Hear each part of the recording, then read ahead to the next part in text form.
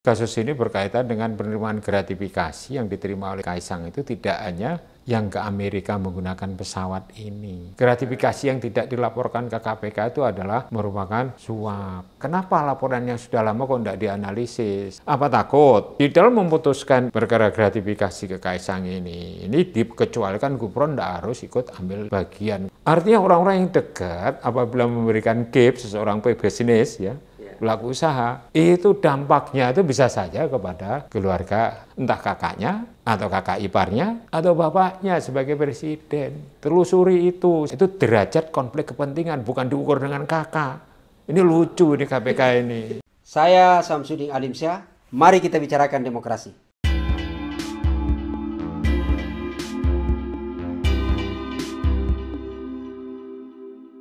Assalamualaikum warahmatullahi wabarakatuh. Seperti biasa, narasumber kita hari ini luar biasa gitu ya. Dan ini adalah mantan Wakil Ketua KPK periode 2007-2011 gitu ya. Bapak Dr. Haji Muhammad Yasin. Ya. Tepat ya? Sehat Pak? Ya, alhamdulillah. Ya.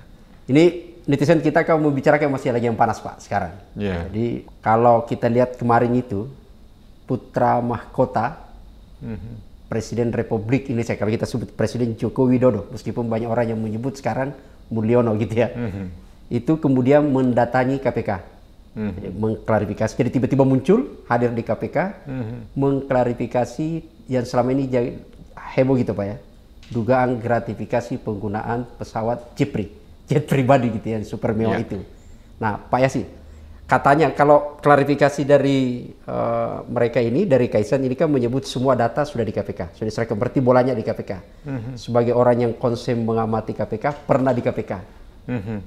Pertanyaan saya yang sederhana untuk awal pertanyaan ini adalah, kira-kira KPK apakah akan serius menangani kasus ini, atau justru terjebak dalam drama saja, memperlambat cerita, lakon cerita yang tidak berujung gitu.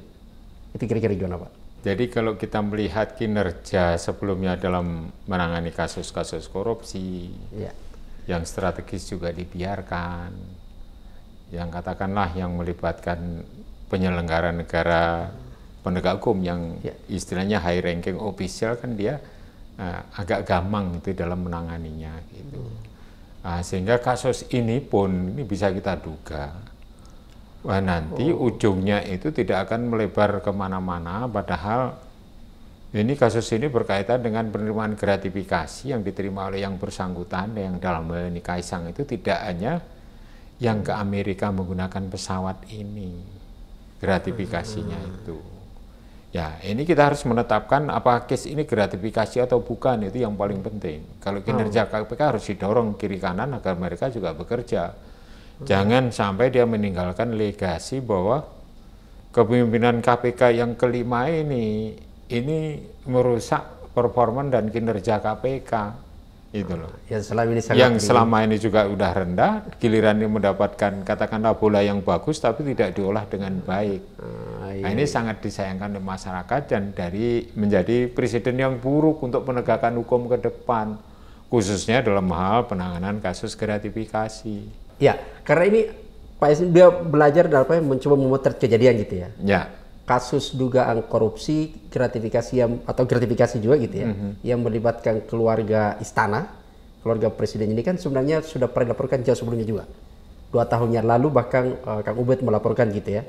Terus ini muncul, khusus di soal penggunaan pesawat pribadi ini, yang superjet ini, yang super mahal Jepri gitu ya. Itu kan ternyata bukan hanya di peristiwa kali ini. Ada juga di September 2023. Sampai kemudian orang menyebut bahwa Kaisang tidak jujur sepertinya.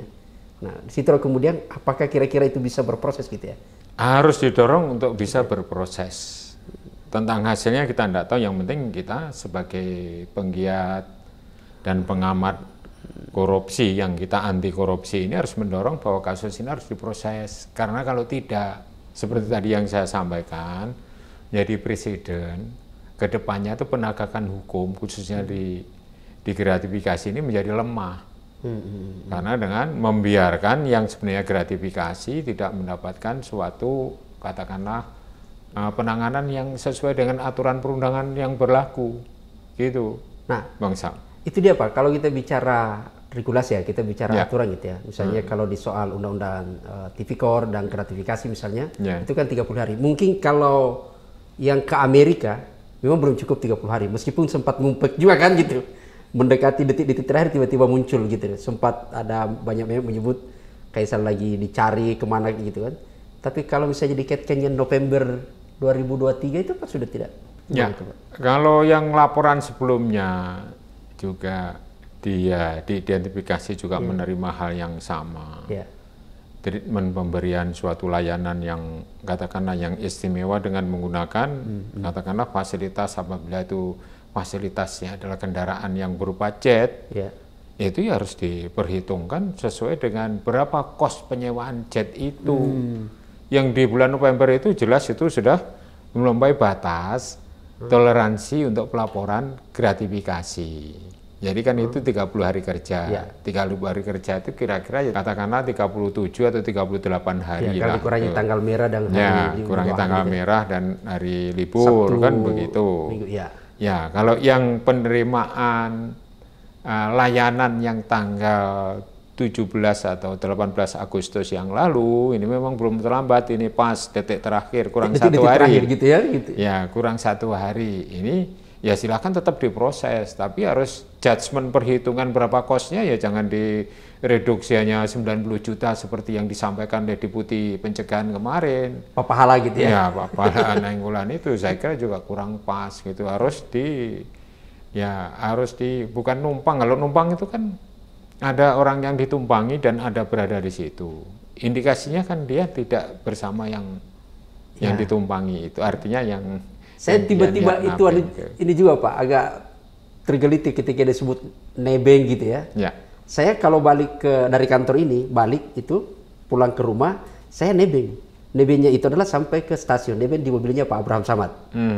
Itu dia berarti Pak Abraham Samad ada. Ada di situ. Ya kan itu saya nebeng gitu loh. Berarti tidak bayar. Dan nebeng cuma sendiri, tidak semua nebeng. Kalau semua nebeng ikut keluarga kan bukan nebeng kayaknya gitu. Ini kan dia 4 orang kan di situ Pak ya. Iya. Jadi kalau memang yang ditebengi tidak ada di situ ya tidak nebeng berarti, yaitu murni pemberian fasilitas itu yang berupa penggunaan pesawat itu. Kalau rutenya ke sana maka dihitung sewa berapa itu, berapa miliar sewanya. Nah, kami dulu pernah menyewa seperti itu ya, pesawat jet itu untuk mengangkut Nazarudin itu KPK ya. Oh ya, peristiwanya Pak Nazarudin Pak ya? Ya, itu kan itu 6 miliar kisarannya tuh seperti itu. Itu dianggarkan di negara dan itu sah penggunaannya gitu. Nah ini kan beda. Penjelasan di pasal 12B besar itu tentang gratifikasi itu adalah termasuk ya rekreasi, akomodasi, diskon dan lain sebagainya itu termasuk gratifikasi. Diterima di dalam negeri maupun diterima di luar negeri dengan cara konvensional atau maupun dengan cara secara elektronik. Itu penjelasannya lengkap seperti itu, coverage lingkup dari penjelasan gratifikasi itu apa. Itu termasuk perjalanan wisata itu, akomodasinya, itu kan pulang balik tidak hanya berangkat saja. Dan oleh-oleh yang dibawa itu duitnya itu duit sendiri ya.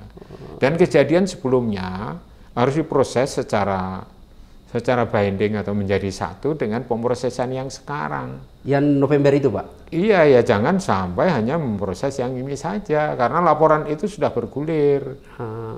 Yaitu di bulan sebelumnya itu atau di tahun sebelumnya yang berkaitan dengan dugaan penerimaan gratifikasi. Iya.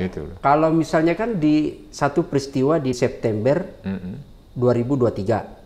Misalnya dari Jepang kemudian ke Halim lalu ke Ketanya gitu ya, lalu kemudian ke Bali gitu ya. Apakah itu disatukan dengan peristiwa sekarang atau dia menjadi terpisah karena kan sudah melewati masa kerja 30 hari itu?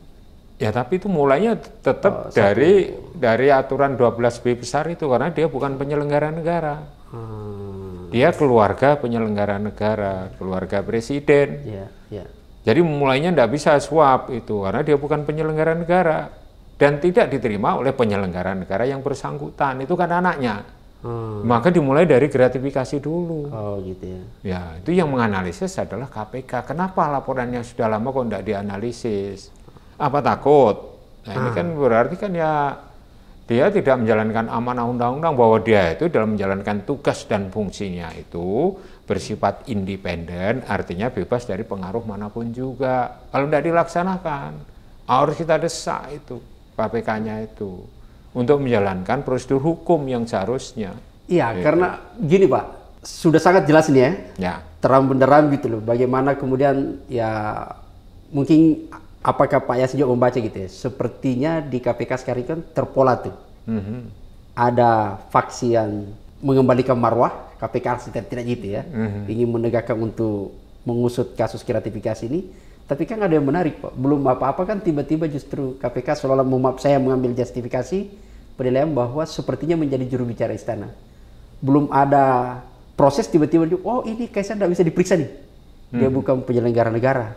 Oh ini tidak bisa kita klarifikasi nih. Itu kalau statement itu keluar dari salah satu komisioner, pimpinan KPK itu kan ada 5. Ketua dan 4 wakil ketua. Sekarang tinggal berapa orangnya ya tetap komisioner itu adalah pimpinan. Kalau sudah menyatakan didengar publik pernyataan yang ambigu, memutuskan sesuatu yang tidak melalui rapat di jajaran pimpinan KPK, maka dia di dalam pengambilan keputusan untuk menentukan ini gratifikasi atau bukan dan berapa charge yang harus dikembalikan apabila itu gratifikasi yang belum terlewat waktunya, dia tidak boleh ikut. Hanya 4 saja, karena sudah membuat judgement bahwa dia itu tidak netral. Seharusnya tidak keluar seperti itu pernyataan itu. Jadi ketika dia rapat pengambilan keputusan terhadap satu, dikecualikan. Jadi dikecualikan. Ya harus 4 aja, kalau memang itu ada 5 sekarang ini. Jadi aja 4 saja, tidak melibatkan dia. Misalnya Gufron nih. Ya. Berarti tidak bisa. Ya Gufron sudah itu konflik kepentingannya menjadi kelihatan dengan statement itu. Belum ada rapat pimpinan kok sudah memutuskan sendiri bahwa dia bukan penyelenggara negara. Dengan pengetahuan atau dengan katakanlah pengalaman mereka untuk menangani gratifikasi, kan berarti ada sesuatu yang mereka itu tergolong telah melakukan katakanlah konflik of kepentingan. Ya misalnya saja dengan berkaitan dengan usulan dia untuk perpanjangan waktu, kan dia dikabulkan. Iya kan? Yang menikmati perpanjang waktu itu kan dia. Gitu. Iya dia, yang mengusulkan dia. Kemudian keluarga istananya dilindungi oleh dia. Ini kan masyarakat menerjemahkannya kan seperti itu. Ini balas budi nih, atau bagian dari kontrak gitu ya? Di dalam memutuskan ini, perkara gratifikasi ke Kaisang ini dikecualikan Gufron tidak harus ikut ambil bagian karena statementnya sudah didengar publik bahwa dia itu merupakan suatu katakanlah statement yang salah, wrong statement. Dia itu sebelum mengambil istilahnya berunding dengan pimpinan dan belum mendengar analisis dari Direktorat Gratifikasi kok sudah menyatakan seperti itu. Itu tidak dikategorikan melanggar kode etik Pak ya? Membuat pernyataan keluar ke publik yang bisa ambigu itu tidak bisa dikategorikan sebagai pelanggaran etik gitu? Iya.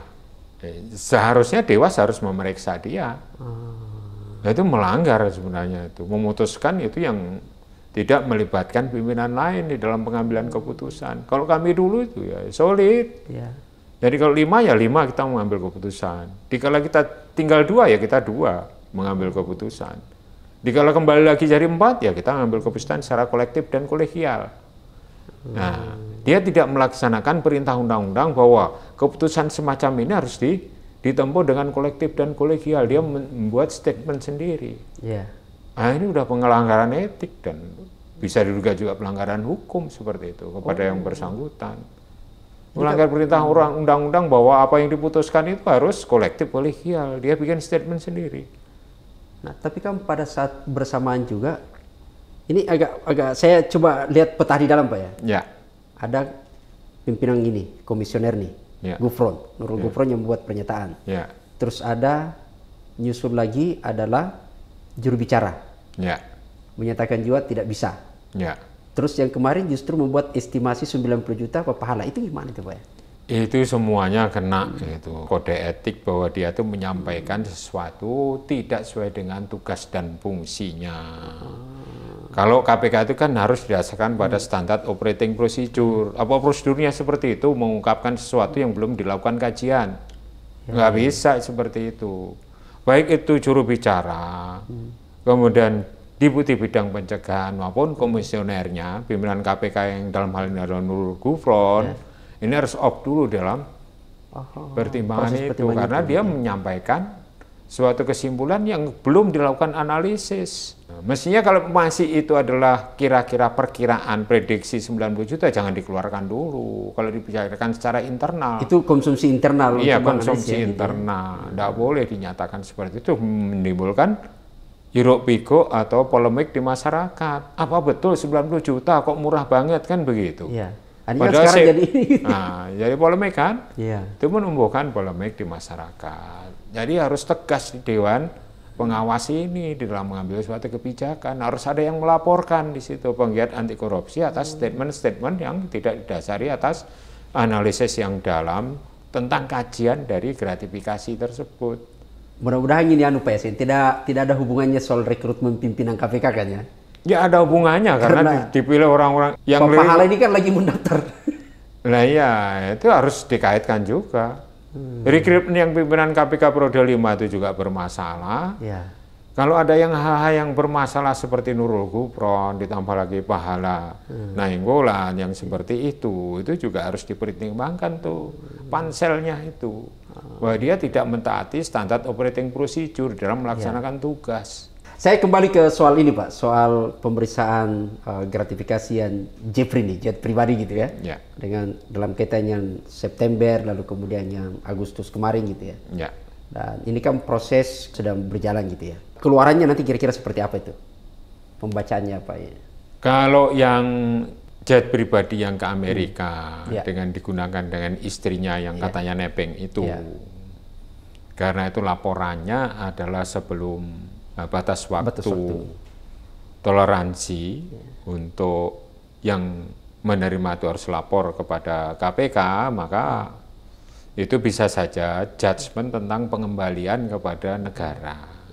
Murni gratifikasi. Gratifikasi. Gitu ya? Murni.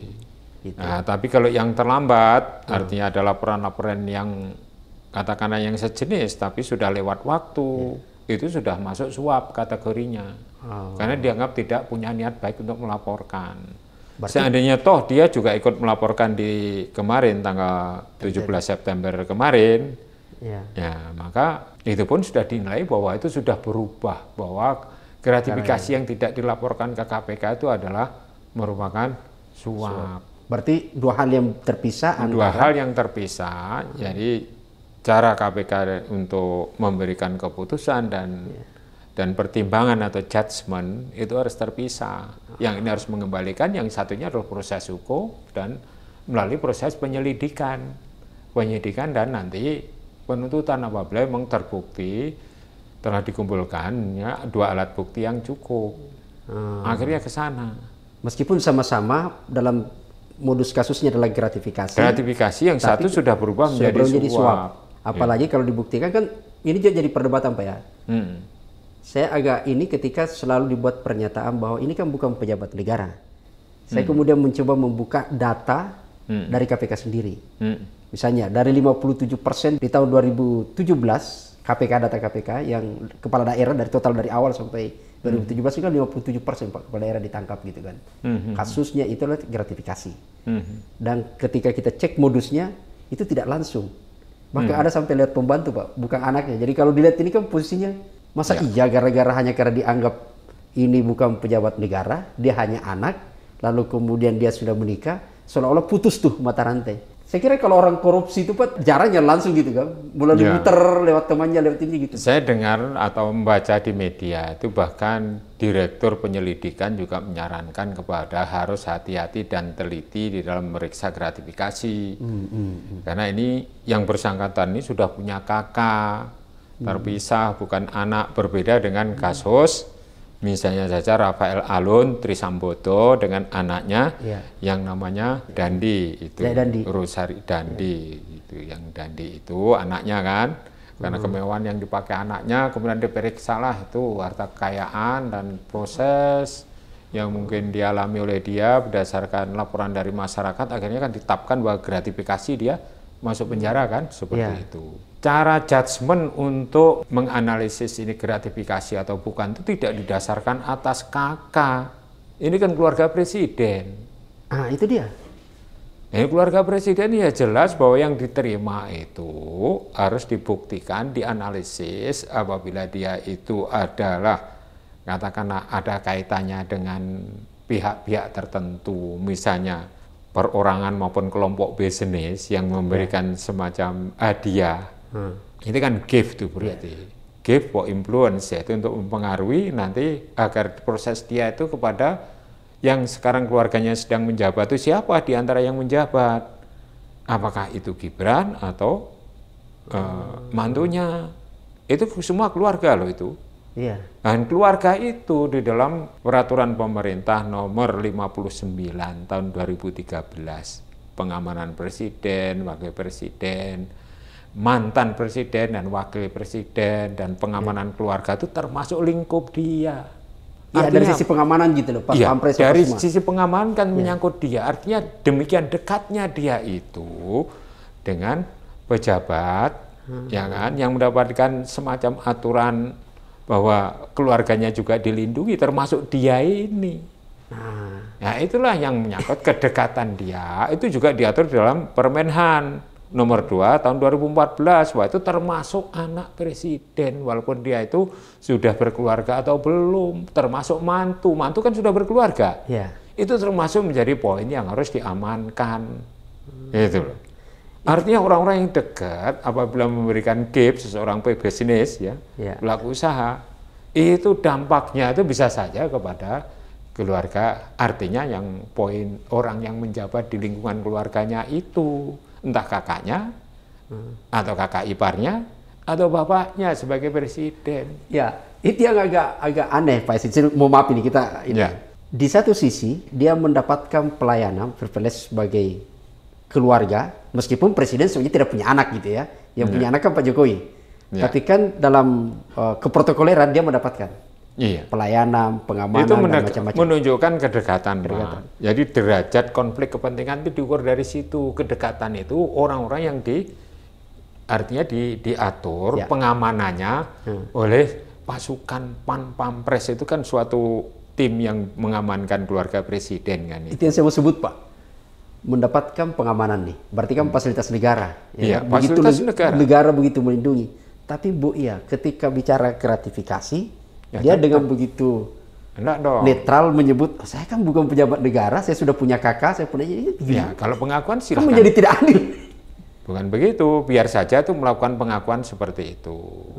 Ya ini KPK-nya yang harus memberikan justifikasi bahwa ini derajat konflik kepentingan atau derajat konflik of interest-nya itu tinggi. Jadi kalau memberikan anaknya yang juga ikut diamankan itu misalnya dalam hal pengamanan, itu dekat dengan bapaknya atau kakaknya atau kakak iparnya. Nah, ini diselidiki oleh KPK. KPK tidak boleh justru lebih awal menggunakan begitu sempit tafsir terhadap. Tafsirnya sempit. Harus siapa yang punya pesawat itu. Di tahun-tahun sebelumnya adakah bisnis yang misalnya bekerja sama dengan kakaknya atau bapaknya atau dengan kakak iparnya. Ternyata diidentifikasi di tahun-tahun sebelumnya itu ya saat 2 bulan menjadi wali kota di Solo itu Gibran itu kan bekerja sama dengan Shopee. Telusuri itu siapa pemiliknya gitu loh. Apa ada unsur itu atau tidak. Itu derajat konflik kepentingan, bukan diukur dengan kakak. Ini lucu ini KPK ini. Itu kalau mengukurnya dari situ. Jadi ini secara sederhana ya, secara awam masyarakat sudah menilai bahwa itu gratifikasi. Gratifikasi yang penerimanya harus dikembalikan ke kas negara apabila berhubungan dengan jabatan dan bertentangan dengan tugas dan kewajiban dari penyelenggara negara yang ingin ditembak atau ingin dipengaruhi oleh pelaku bisnis tadi. Artinya bukan ditembak ya, dipengaruhi untuk melakukan pengaruh bahwa dia akan mendapatkan special treatment begitu loh. Itu kiasannya seperti itu. Yang dituju maksudnya ya. Yang dituju dapat memberikan special treatment dikala dia memerlukan misalnya kemudahan untuk mendapatkan perizinan gitu. Ya, karena kan kita pakai analogi saja Pak ya. Nebeng pada seseorang karena dia punya teman. Masa iya tiba-tiba nebeng satu keluarga gitu ya. Kalau tidak punya kepentingan, tidak punya ini di situ. Tapi bukan dari situ saja Pak. Saya lagi-lagi kembali ke pertanyaan awal tadi. soal ada superjet dan macam-macam. Tapi kemudian kita lihat terpola di KPK yang akhirnya kita mencoba memotret berbagai kasus sebelumnya gitu ya. Misalnya kasus Blok Medang gitu ya. Yang tambang gitu, yang terbuka di persidangan gitu kan. Itu kan ada juga itu Pak. Itu kira-kira itu gimana tuh sebenarnya itu. Sampai kemudian, ini kan perlahan nih, mulai terbuka semua kan gitu. Ya. Blok Medan, jadi superjetnya apanya semua tiba-tiba ke Blok Medan lagi gitu. Ya, saya kira ini harus dimulai oleh penegak hukum yang dalam aturan perundangannya dia itu adalah independen. Ini bisa saja merupakan jendela masuk dulu. Kalau pengembangan misalnya penyelidikan dan lain sebagainya, gratifikasi dan katakanlah kolusi yang merugikan keuangan negara, nanti kan itu akan ditindaklanjuti oleh penyelidik itu, sehingga menemukan dua alat bukti yang cukup untuk bisa terus ke proses hukum, ketemu atau tidak itu loh. Di negara hukum harus certainty, kepastian hukum harus dijamin dong. Jangan mempergunakan apa itu namanya tebang pilih. Atau memberikan special treatment kepada orang-orang tertentu yang punya jabatan dan orang yang berpengaruh, tidak seperti itu. Dibentuknya KPK ini agar bisa menangani kasus korupsi ini kepada siapapun yang dinyatakan bersalah ya, kecuali kalau tidak bersalah ya, agar dia tidak dipengaruhi oleh pihak-pihak tertentu, karena di pasalnya terdapat bahwa dia itu adalah lembaga negara yang independen. Independen itu apa? Dalam menjalankan tugasnya sebagai penegak hukum, KPK itu khusus untuk kasus korupsi, tidak dipengaruhi, tidak mendapatkan pengaruh dari manapun juga. Gitu. Tidak terpengaruh lah istilahnya, itu seperti itu. Idealnya gitu ya? Itu idealnya di posisinya gitu ya? Iya, dan harus menegakkan seperti itu. Kalau enggak, dia meninggalkan legasi yang sangat buruk. Performance selama perjalanan periode 5 ini kan juga kurang berprestasi. Diakhiri dengan tidak menegakkan hukum sesuai dengan apa yang diperintahkan undang-undang. Cenderung menghindar dan pilih kasih karena takut pada kekuasaan, misalnya seperti itu. Ini sangat jelek, sangat-sangat buruk. Apa kira-kira karena dan menjadi presiden yang buruk juga bagi penegakan hukum berikutnya kalau yang segini diperbolehkan seperti itu. Gitu, apa Pak Esi melihat bahwa kinerja KPK sekarang itu dipengaruhi karena ada faktor X dari istana, tekanan atau macam-macam gitu sampai kemudian ini? Ya. Di luar selain dengan revisi undang-undang KPK-nya gitu ya, tapi ya dugaan saya memang iya. Seperti kasusnya misalnya Pak Agus Raharjo yang dipanggil ke istana. Kemudian menurut pengakuan Pak Agus Raharjo bahwa dia itu langsung istilahnya dikatakan harus stop misalnya seperti minta hol kasus IKTP gitu ya. Ya, IKTP itu di stop dengan nada yang keras. Itu kan berarti ada katakanlah itu ada intervensi yang berani diungkapkan oleh Agus Raharjo dengan segala konsekuensinya kan.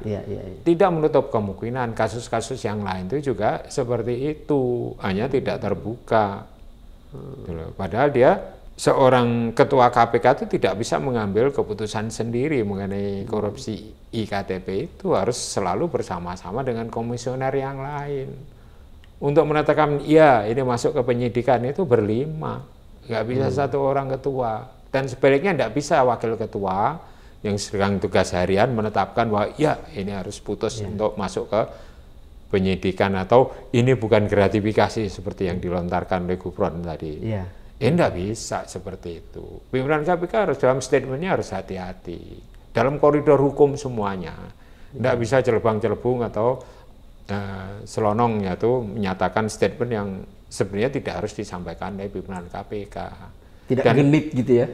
Tidak genit membuat pernyataan. Tidak genit membuat pernyataan, dan apabila itu melanggar etik dan melanggar hukum, karena memberikan statement itu kan seakan-akan keputusan kan, makanya Dewas harus melaksanakan tugasnya memeriksa yang bersangkutan. Sekarang kan masih jadi komisioner KPK, meriksa lagi, walaupun baru dijatuhkan hukuman pemotongan gaji 20% itu sebenarnya enggak, walaupun itu enggak gigit tapi berdampak pada pendaftaran di ini Dewas kok sukanya hanya membuat putusannya itu memotong gaji ya. 3 tahun lalu gitu juga gitu loh sama jadi kurang keras atau mungkin ya judgementnya tuh pertimbangannya terlampau sempit.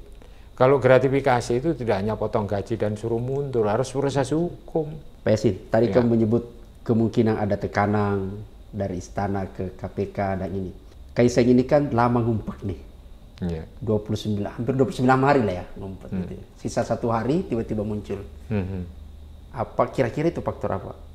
Mengkondisikan di KPK atau dia menunggu wansit untuk mencari jawaban, formula jawaban yang kita lihat nasional itu? Iya. Atau memang dugaan masyarakat termasuk saya sendiri sebagai anggota masyarakat biasa kan sekarang ini, memang dia mendengar dari para penasihat hukum, itu penasihat hukum keluarganya atau siapapun ya, apa yang harus saya lakukan, termasuk akhirnya kurang 1 hari batas waktu pelaporan itu 30 hari kerja itu mereka melaporkan itu, sehingga jeratan hukum yang mengkategorikan bahwa berubah menjadi suap itu menjadi hilang. Jadi sekedar gratifikasi dan harus mengembalikan. Tuh, kalau nanti judgement dari KPK-nya 90 juta seperti yang disampaikan oleh Pahala Nainggolan, itu prematur dia menyampaikan seperti itu. Yang tidak seharusnya diungkapkan oleh seorang yang punya jabatan deputi bidang pencegahan. Karena saya juga dulu biasa melapor Pak kasus dugaan korupsi di KPK gitu kan. Itu kan betul-betul silent gitu kan. Saya misalnya kasus reklamasi di Makassar itu, dan termasuk Jakarta gitu ya. 4 kali Pak diperiksa di KPK itu udah silent seharusnya gitu, ya. Tiba-tiba jajaran KPK itu jawabnya ke media jangan seperti itu. Ya ini sedang kita terima, segala apa pengakuan kita kaji dan kita hubungkan dengan informasi lainnya yang kami kumpulkan. Selesai. Jangan kok menyebut itu 90 juta seperti itu. Maksud saya Pak Yasin, muncul sebutan angka itu, nominal itu, murni inisiatif bersangkutan atau ada titipan gitu ya? Ya kalau belum melalui analisis itu berarti bisa murni yang bersangkutan atau ya percaya. Nggak boleh percaya pengungkapan bahwa ini 90 juta ini kalau bayar tiket gitu misalnya.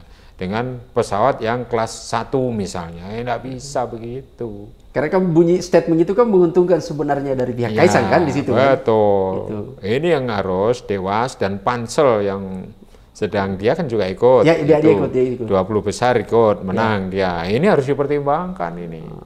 Harus banyak yang mengusulkan bahwa orang yang seperti ini adalah orang yang bekerja tidak sesuai dengan standar operating procedure dan cenderung melanggar etik. Ya, karena kan posisinya sedang dikaji, sedang mau dikaji, dan posisi dia sebagai jabatan yang katakanlah ya jabatan tinggi lah eselon 1 di KPK. Iya. Itu loh. Jadi harus hati-hati. Sangat strategis gitu kan sebenarnya untuk ini kan di situ gitu ya. Ini harus kena dalam pansel, itu harus tidak mengikutkan orang tersebut untuk lanjut. Untuk pemotongan menjadi 10 besar yang akan diserahkan kepada DPR di fit and proper test oleh Komisi 3 nanti, ya sebaiknya dia tidak harus ikut itu. Tidak diikutkan sesuai dengan judgement dari pansel. Kalau panselnya itu mendengar informasi dari masyarakat, seperti itu. Kecuali kalau pansel seperti dulu Pak. Nah kalau pansel seperti dulu, yang babal seperti itu, yang meskipun sudah diputus pelanggar etik tapi iya tetap saja lanjut, itu tidak bagus seperti kasusnya Pak Firly. Ya itu dalam katakanlah judgement di KPK sendiri kan dia melanggar etik dan bahkan diduga juga melanggar hukum. Artinya berarti pansel harusnya belajar dari yang lalu kalau orang sudah bermasalah. Ini lesson learned bagi pansel yang sekarang untuk juga memperhatikan usulan dari masyarakat dan peristiwa-peristiwa real yang dihadapi oleh calon peserta dari pimpinan KPK ini, calon komisioner KPK ini harus dipertimbangkan seperti ini juga, harus dipertimbangkan ini. Meskipun pada saat bersamaan, terlepas akrobat yang dilakukan oleh Pak Pahala dan kawan-kawan gitu ya, komisioner harus tetap yang 4 ini solid untuk mengusut kasus dugaan gratifikasi ini. Ya, kalau 4 itu ada 1 yang misalnya saja yang diduga sudah tercemar, itu yaitu melanggar etik juga, menyampaikan bahwa ini bukan gratifikasi karena dia bukan penyelenggara negara, tidak mengacu kepada lesson learn atau pengalaman yang lalu, bukan penyelenggara negara kan diproses juga itu informasinya gitu loh. Jadi merujuk kepada penyelenggara yang paling dekat yang dituju untuk diproses gratifikasinya itu. Dekatnya kemana ini? Tadi kan saya sampaikan ke kakaknya atau ke kakak iparnya atau ke bapaknya sebagai presiden. Berarti kakaknya sebagai wali kota Solo saat itu. Berarti ya kan? Kakaknya sebagai wali kota pada saat itu kan pernah deal dengan Shopee, artinya kerjasama gitu loh. Semua ini harusnya diperiksa Pak ya? Ya, dimintain keterangan lah. Iya, diminta keterangan gitu ya. Sama misalnya keterangan. Bobby gitu ya. Iya. Pak Jokowi gitu loh. Ya, didalamin dulu ya Pak Jokowi juga. Harus tunduk pada hukum siapapun toh Pak. Kan jadi negara hukum, jadi tidak mengecualikan misalnya jabatan tertentu jangan diperiksa karena kebal hukum, kan tidak begitu. Kan Pak Jokowi sudah buat pernyataan kan semua orang di mata hukum sama pernyataannya Pak. Ya, jadi kalau kita mengacu kepada dasar hukum kita ini berasaskan pada hukum Indonesia ini, yaitu Rechtsstaat, dan juga didasarkan atas katakan law certainty atau kepastian hukum, maka harus dilakukan jangan pandang bulu gitu loh. Kan hanya minta keterangan itu kan bukan berarti memproses untuk memastikan bahwa akan terjadi pemidanaan, kan belum tentu gitu loh. Dan sebagai warga negara yang baik harus menyampaikan keterangannya. Apalagi yang berkaitan gratifikasi baik diminta maupun tidak diminta, apalagi kalau dipanggil atau dipersilahkan untuk memberi keterangan, ya saya kira tidak ada salahnya. Kami dulu juga memproses keluarga dekat dengan presiden gitu dalam hal ya, dugaan korupsi. Itu waktu zaman Pak SBY kan ada ya, itu ada besannya Pak SBY. Itu bukan berarti bahwa kita itu yang BI gitu ya. Ya, tidak sopan atau tidak, kita justru itu melaksanakan katakanlah apa yang disebut dengan perintah aturan perundangan. Bukan kita sok-sokan juga enggak gitu. Sesuai dengan standar operating procedure, sesuai dengan aturan perundangan yang berlaku gitu, Bung Sam. Jadi artinya sebenarnya karena ini kan bola di KPK dan sekarang proses verifikasi dugaan gratifikasi ini, maka seluruh keluarga Kaisang ini termasuk kakaknya, kakak ipar dan orang tuanya dikaji dulu ini dekat kemana tuh arahnya gitu. Apabila dimintain keterangan atau dimintain katakanlah pernyataan akhirnya kepada tiga-tiganya itu juga lebih bagus. Jadi fair play kan begitu, menunjukkan bahwa KPK itu memang lembaga independen gitu loh. Dengan memeriksa tiga. Iya, di negara lain kan sudah ada, itu bukan kok berarti misalnya Perdana Menteri atau Presiden itu artinya harus dikecualikan, kan tidak. Kasus di Malaysia, kasus di Korea Selatan, itu tetap aja. Oh, Korea Selatan malah ini Pak, misalnya ada karena istrinya dapat gratifikasi tas yang harga 36 juta, itu diproses. Iya. Lalu kemudian ada yang hanya karena mencarikan pekerjaan menantunya, diproses gitu. Diproses. Seperti Gufron juga mempengaruhi Kementerian Pertanian untuk menempatkan seseorang pada posisi tertentu, kan dia juga diproses gitu loh, walaupun itu etik ya. Nah ini juga sama, artinya jangan sampai kita di dalam perjalanannya misalnya diprosesnya setelah nanti tidak menjadi presiden juga tidak ada masalah, tapi kan equal treatment kepada siapapun harus diproses gitu loh. Kalau dia timingnya menunggu nanti ya itu kan judgement KPK sendiri gitu loh. Tapi masyarakat mengharapkan bahwa ini harus dilaksanakan dengan katakanlah yang equal treatment. Jadi tidak ada special treatment di dalam penegakan hukum. Begitu loh. Artinya sebenarnya ini momentum Pak ya? Momentum. Momentum untuk kemudian bagaimana memperlihatkan kepada publik bahwa KPK itu masih ada. Masih ada. Dia betul-betul masih bisa diharap gitu ya. Dengan walaupun tinggal beberapa hari sampai Desember kan, 31 Desember. Kan perkara itu tidak akan selesai dengan berakhir kepemimpinan dia, bisa estafet. Jadi pimpinan yang baru akan menerima seperti kami dulu di periode 2. Menerima juga kasus-kasus korupsi yang sedang diproses oleh pimpinan KPK periode pertama, estafet. Bukan berarti berhenti, lanjut gitu loh. Ini harus memulai orang-orang yang memang konsisten dalam penegakan hukum nih, calon komisioner yang sedang proses di pansel ini menjelang menuju ke DPR gitu ya. Iya. Ini harus terbuka, wawancaranya juga harus terbuka di publik seperti kami dulu wawancara di TV selalu keluar gitu. Jadi orang tuh menilai ini orang ini capable enough apa enggak untuk didudukkan sebagai komisioner yang tugasnya adalah mencegah dan memberantas korupsi. Ini memang agak ini sekarang kalau kita ke pansel ini sedikit Pak, ini soal di pansel ini kan. karena tidak sehappy-an dulu lah gitu ya, tidak seramai yang dulu, karena ada sikap skeptis, sudah disiapkan siapa yang akan lolos gitu kan. Ada dari kelompok hijau, dari kelompok coklat, dari kelompok banyak lah istilah-istilah gitu ya. Nah, tiba-tiba ada juga dari KPK ini yang bermasalah, itu kira-kira gimana itu Pak harapannya? Sebagai orang yang ini harapannya KPK ke depan kira-kira gimana Pak? Ya, itu kalau dugaan dari masyarakat boleh-boleh saja. Tapi akhirnya terpilih orang-orang yang memang mempunyai track record yang bagus. Mereka merupakan anak bangsa yang bagus, berkualitas, tidak pernah cacat hukum, gitu. Track recordnya bagus, dan dia berani menjalankan tugas dan fungsi sebagaimana yang tercantum dalam undang-undang itu. Kuncinya di situ, dan harus independen, tidak dalam memutuskan sesuatu yang berkaitan dengan tugasnya itu tidak terpengaruh oleh pihak manapun juga, independen. Karena teman-teman ini Pak, teman-teman aktivis ini yang sekarang memantau proses rekrutmen calon pimpinan KPK, itu masih menemukan ada beberapa orang yang sebenarnya bermasalah lolos masuk 20 besar.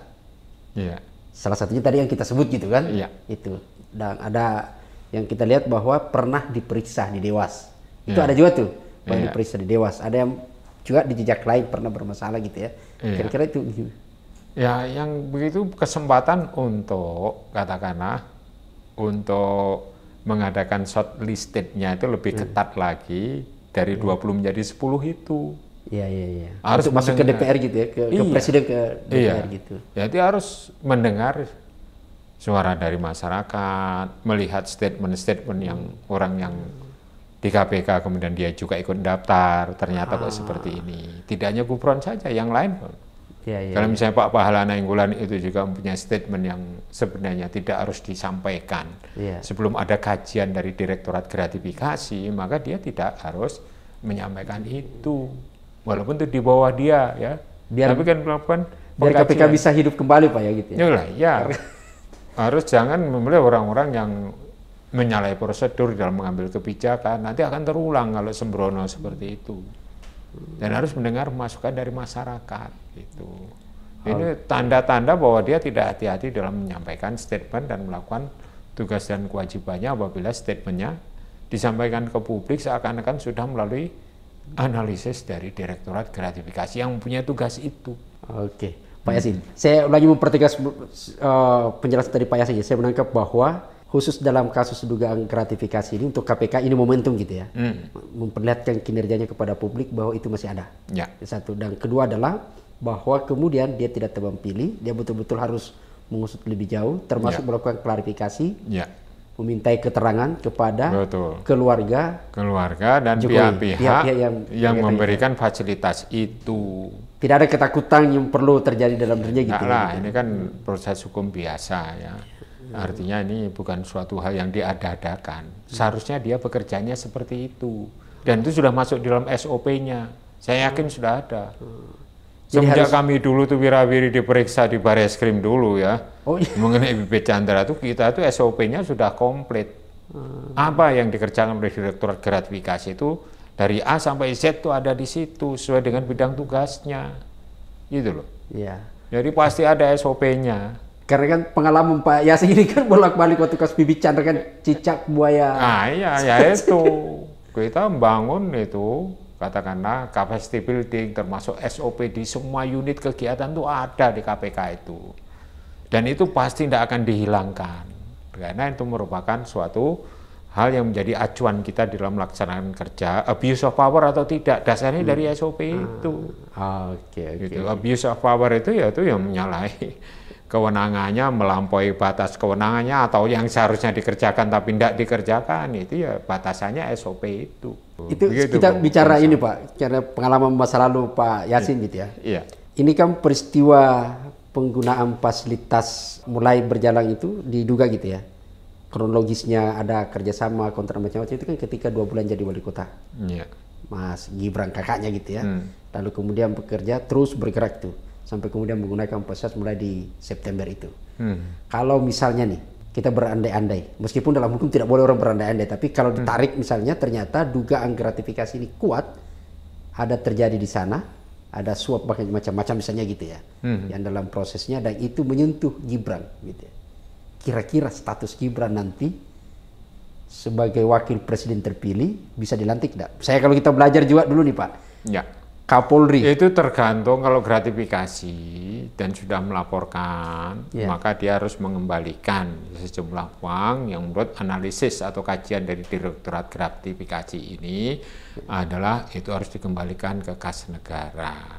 Kalau yang sudah lewat waktunya di September 2023 itu gimana? Ya, kalau misalnya ada pengusutan, ya berdasarkan pengembangan dari analisis Direktorat Gratifikasi, ini adalah merupakan suatu hal yang kedaluarsa untuk pelaporannya, artinya belum sempat melaporkan, maka berubah menjadi suap, maka dilemparkannya atau diteruskannya ke Direktur Penyelidikan, Direktorat Penyelidikan.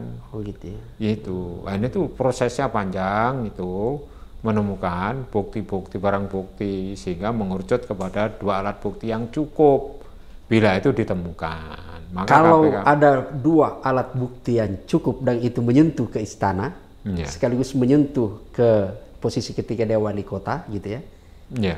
Kira-kira status dia nanti untuk pelantikan sebagai wakil presiden ini, Pak? Ya misalnya pelantikan tetap jalan terus. Proses itu kan lama, penyelidikan tidak serta-merta itu. Gitu tidak bisa instan. Dengan waktu yang sisa berapa hari gitu ya? Iya. Itu tidak akan bisa itu dengan waktu yang instan untuk menyelidiki kasus-kasus yang sudah lama terjadi. Beda kalau kasus yang sedang terjadi, kemudian ada lawful interception, itu penyadapan, itu akan bisa lebih cepat. Ini kasusnya kan kalau sudah OTT, lalu. Ya gitu ya. Ya, itu kan sudah lalu.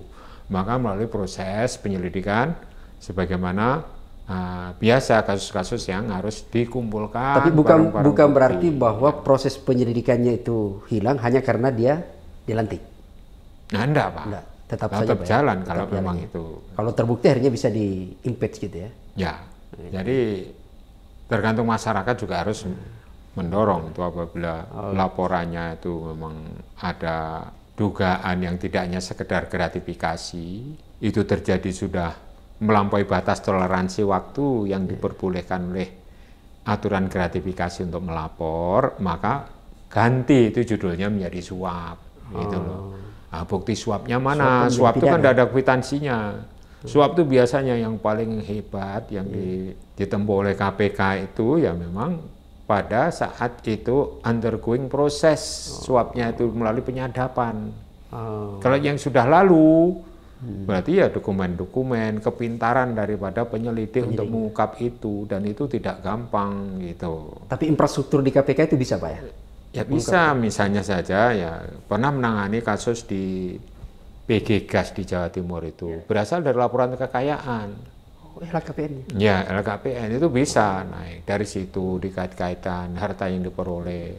Kalau sudah masuk misalnya sudah proses hukum, kasus di Kementerian Keuangan misalnya, Bahasim, itu periode sekian kok menerima hartanya kok tambah 60 miliar, itu bisa.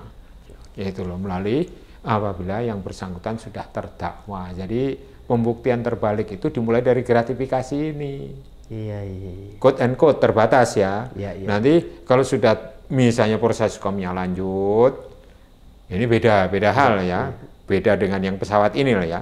Misalnya kasus lain yang prosesnya itu lanjut, kemudian dia sampai kepada tahapan terdakwa, maka harus yang bersangkutan itu membuktikan asal-usul seluruh kekayaannya itu. Bila tidak bisa membuktikan dari mana asal-usul kekayaannya itu, di pasal 38B besar, Undang-Undang 3199 Yungto, Undang-Undang 20 tahun 2001, maka dia boleh diperiksa dan apabila tidak bisa membuktikan, maka disita untuk dikembalikan ke kas negara. Itu bukan cerita, tapi udah pernah dilakukan oleh KPK. Tanpa menunggu undang-undang perampasan aset sudah bisa? Sudah bisa, tapi syaratnya kan harus terdakwa dulu. Untuk menjadi terdakwa itu kan effort yang luar biasa gitu. Saya kira juga masyarakat sebagai pemerhati dan anti terhadap korupsi ini tetap harus berfokus untuk menyimak perkembangan penanganan kasus yang dimulai dari gratifikasi ini. Ya. Apapun ya, kita jangan sampai lelah untuk tidak mengikuti perkembangan penanganan kasus hukum. Demi apa? Demi tegaknya undang-undang dan tegaknya demokrasi. Oke, makasih Pak. Ini luar biasa gitu ya. Saya mencatat tadi, mendengar betul, kita mengambil sedikit tidaknya ada catatan singkat bahwa satu, ini dugaan gratifikasi harus diusut tuntas. harus sampai betul-betul terungkap apakah betul atau tidak ada gratifikasi. Ya. Dengan tentu pada saat bersamaan, karena semua di mata hukum sama, maka keluarga istana harus diminta keterangan. Ya. Yang kedua, yang sudah memberikan statement, opini, pernyataan gitu ya, yang ada konflik of interest-nya, maka tidak boleh ikut dalam pengambilan keputusan. Ya, itu harus menjadi catatan itu. Catatan kita Pak ya. Ini luar biasa mengedukasi kita semua netizen. Semoga kasus ini tidak hanya bagian dari lakon drama yang tidak berujung gitu ya, tapi harus ada akhirnya biar ada kepastian hukum.